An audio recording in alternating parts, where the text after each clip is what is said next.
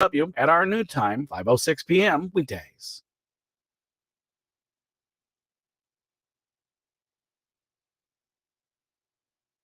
Your friend in Central Illinois, WHOW. Top of the morning. Thanks for being with us. I'm your host today, Seth Lawrence. The WHOW Morning Show streams to Facebook and YouTube. It's brought to you by Peterson Insurance, your Pekin insurance agent in Clinton. My guest in this segment of the program is Tony Kirkman, Executive Director of the Piatt County Mental Health Center. Good morning, Tony. How are you, sir? Morning, Seth. How are you? Doing good. Thanks for making time for us, as always, Tony. I know it's kind of a busy little time for you here. You were telling me before we got started, you got vacation coming up, and I know how kind of stressful it can be to get ready for vacation, and so I appreciate you taking a few minutes to chat with us, and we're going to start the conversation today, Tony, talking about Disability Pride Month and kind of the interesting movements that there are within the disability community and the thought processes they kind of two different thought processes going on there. But let's start there today, Tony. What do you have for us? Yeah, so Disability Pride Month is not a nationally approved holiday at this point, but it's gaining a lot of momentum in some of the larger metropolitan areas.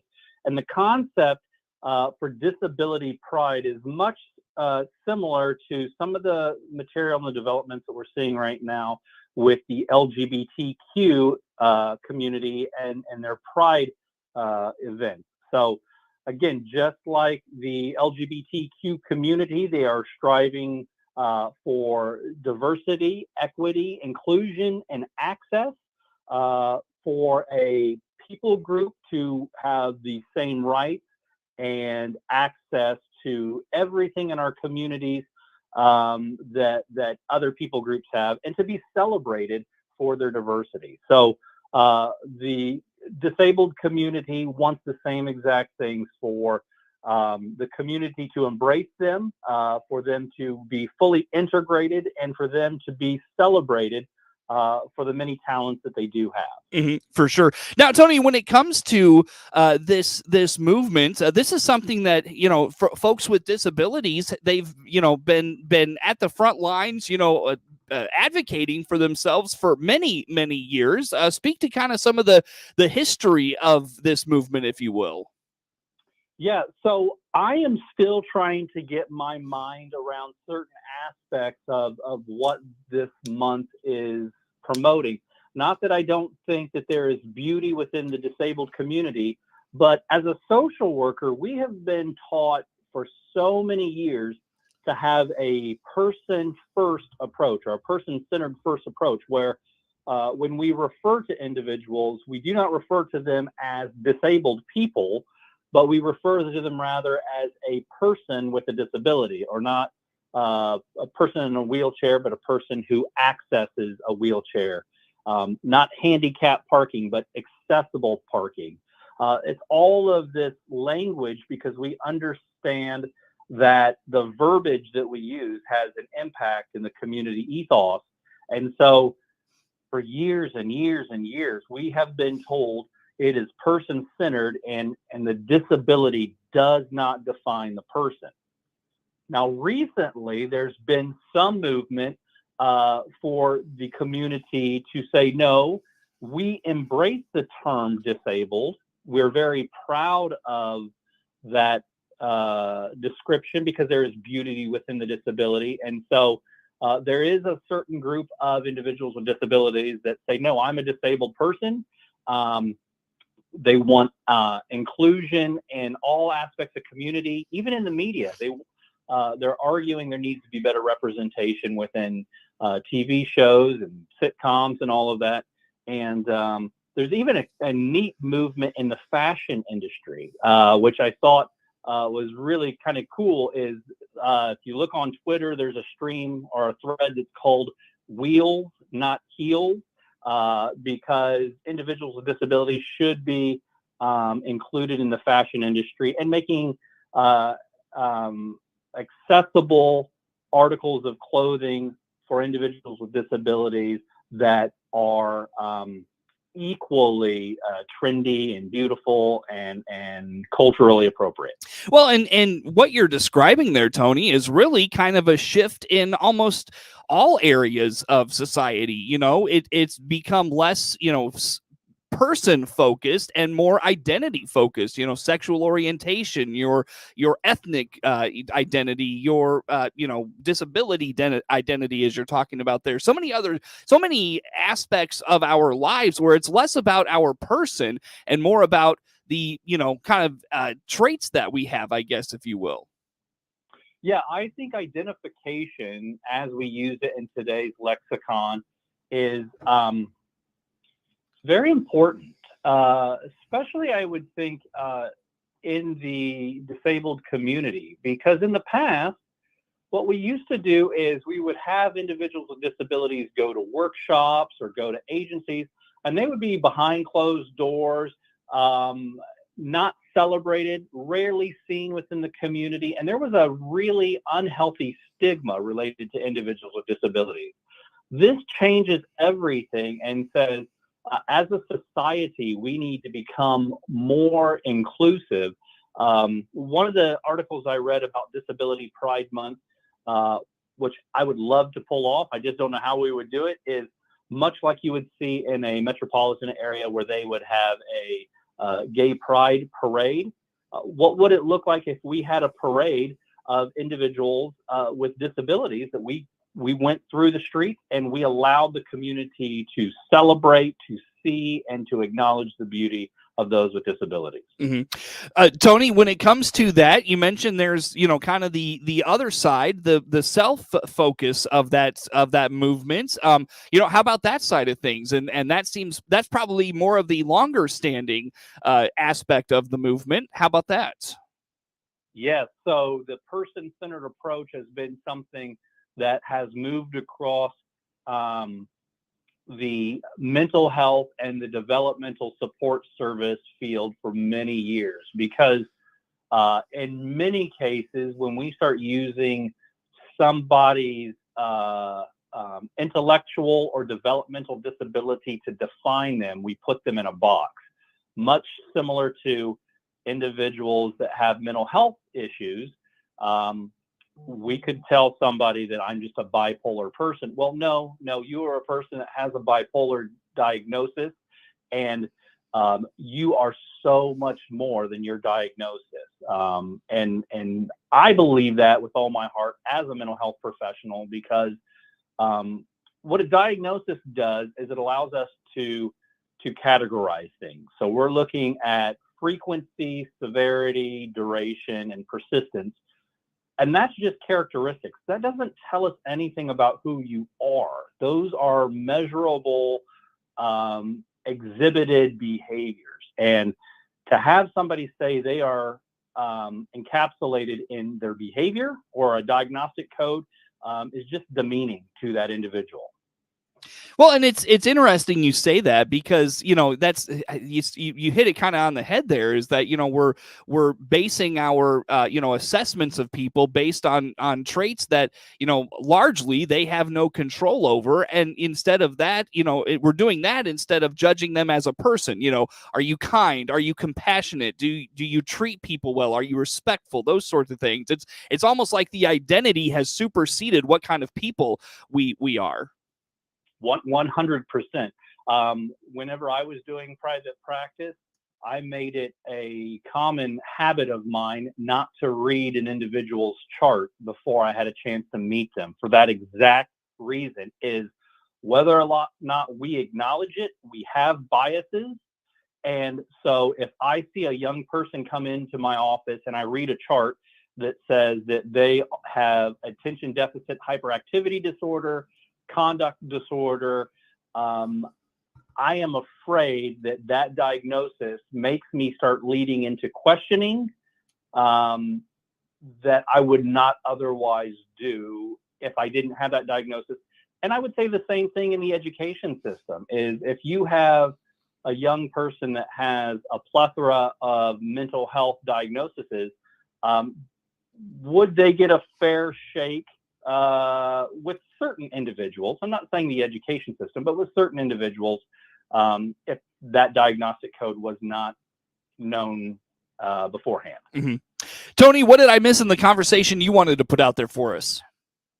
I would say individuals with a disability are beautiful, remarkable people in this community. There are significantly more individuals with disabilities, especially if you take diabetes, sickle cell, and the intellectual and developmental disabilities. They compose a significant portion of our population, and they should be celebrated for the beauty that they contain.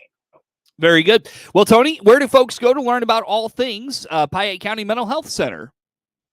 Yeah, give me a call, 217-762-5371, or check us out online, piattmhc.org. Tony Kirkman, Executive Director of the Piatt County Mental Health Center, our guest on the phone. More to come with him on the WHOW Morning Show. WHOW.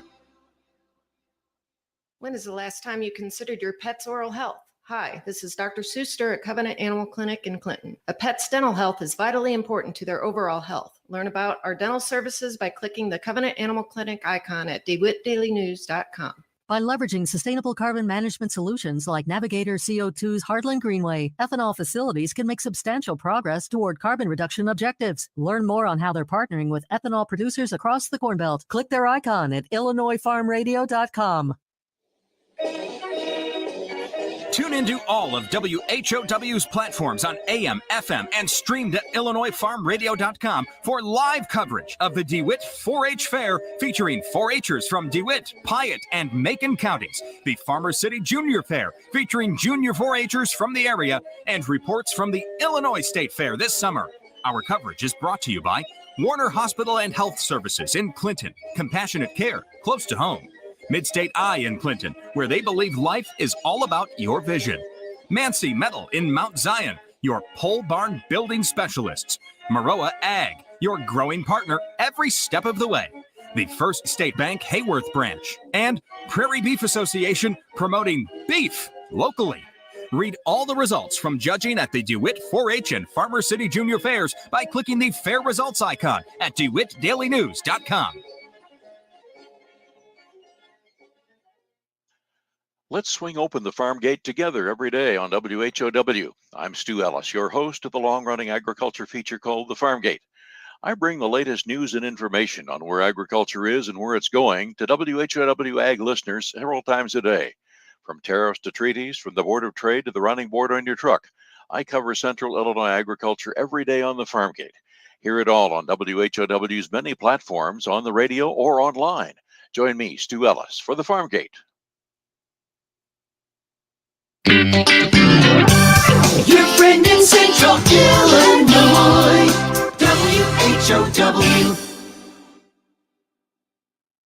Once again, and good morning. Thanks for being with us. I'm your host today, Seth Lawrence. The WHOW Morning Show streams to Facebook and YouTube, brought to you by Peterson Insurance, your Pekin Insurance agent in Clinton. Tony Kirkman, Executive Director of the Piatt County Mental Health Center, on the phone with us. Tony, let's talk a little bit. You know, we have talked in the last couple of years, some of the repercussions of the pandemic and the, you know, the measures we took for safety and those sorts of things. And, you know, as I feel like we're pretty well fully out of the pandemic at this point. But one thing we're really starting to see is the ramifications of some of the decisions we made. I've focused a lot on education with our educators, and focused on, you know, social things and drug abuse and all of this stuff with you and others in your field.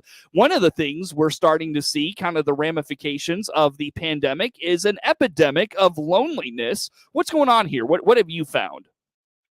So yeah, the U.S. Surgeon General has come out recently and said an emerging health epidemic is loneliness. It's a follow-up from a conversation that was held by the World Health Organization a few years ago.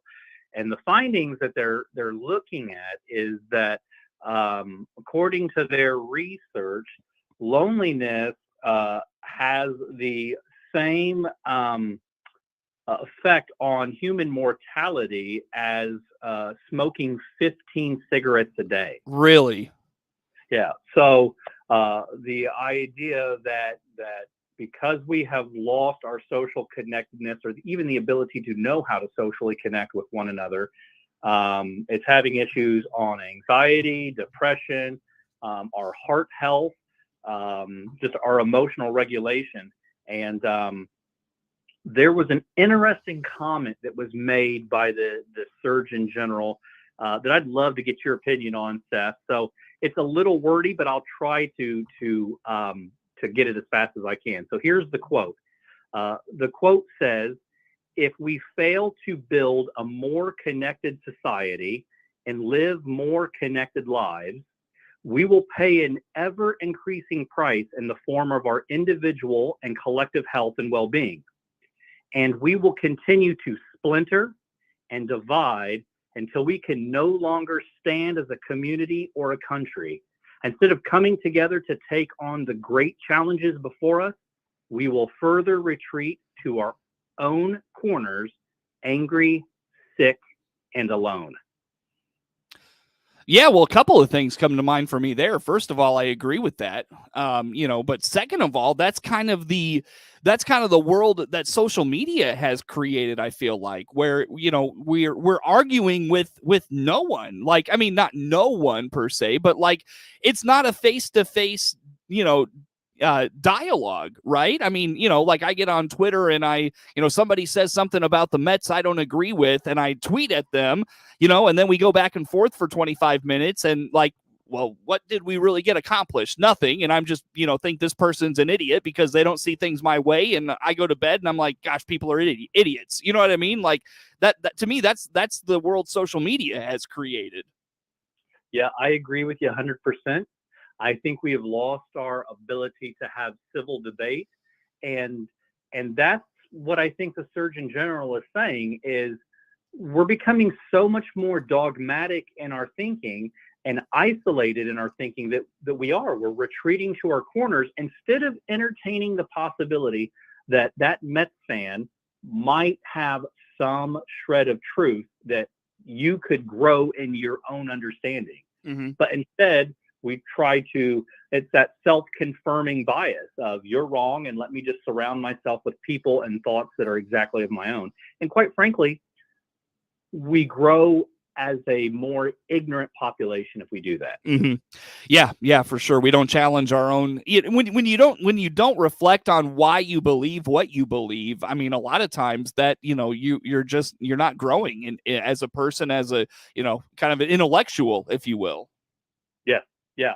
I mean, there's been several things that within the last couple of years, we have a program here where we're working with individuals in recovery, and we have some harm reduction techniques here that initially I was like, is this permissive? Is this just giving somebody an excuse to continue their usage? But as I talk to people in recovery, as I read more information, I understand that I can't have a conversation about recovery with someone if they're dead.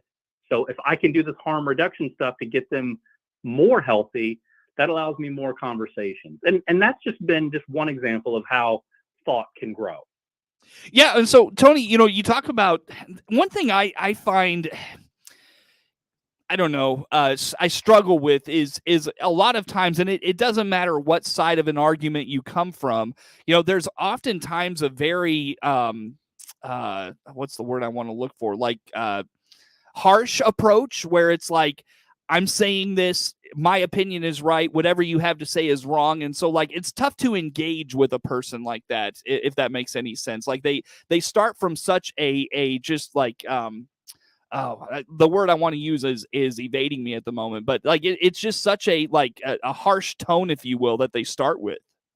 Yes, no, I agree. And I was sharing this with my wife yesterday, and I know as a mental health professional, this will sound very ignorant, but I'm reading a book and it simply says, you do not have to verbally and emotionally respond to everything in real time. And while that is very much common sense, that has not been my practice. If I have knowledge or I think I have knowledge to something, I will respond. And that might not even be the reflection of whom I really am in my heart. And so sometimes in our debates or our conversations, we can say, that's a very interesting way to look at it. let me sit on that for a couple days and I'll get back to you, instead of immediately just blowing them up with your counterpoint. Right. Right. Yeah. That's a good approach. What other ways can we, engage in respectful and meaningful dialogue? Like, I think that's the biggest thing is like, it's not meaningful if we're not, I don't know, just if we're just going back and forth arguing and, eventually the personal insults start to fly, which it seems that happens a lot more nowadays as well. Just how about other approaches we can take, Tony? Yeah, well, I think that there's a couple of them. One, I would say, what we should be doing is valuing the relationship over being right. Right. So is it really worth winning the argument if you've lost the friend? Secondly, as I said, you can entertain the possibility that you could learn something, that you could grow, that you may be wrong. So you need more information. There's a technique that's called stroking, which is finding something in that other person's dialogue that you can say a positive compliment about. So if you can't find anything, I have found that's an interesting way of looking at it. It's still a compliment. It continues the conversation. I think that just continuing to value the dialogue and to continue the dialogue. So we don't need to nuke every conversation. Tony, I got to let you go for the morning. Best way for folks to learn about the Piatt County Mental Health Center. Sure. Check us out online, piattmhc.org, or give me a call, 217-762-5371. That is Tony Kirkman, Executive Director of the Piatt County Mental Health Center, our guest on the phone here for this morning. The morning show streams to Facebook and YouTube, brought to you by Peterson Insurance, your Pekin Insurance agent in Clinton. Network news on the way on the WHOW Morning Show.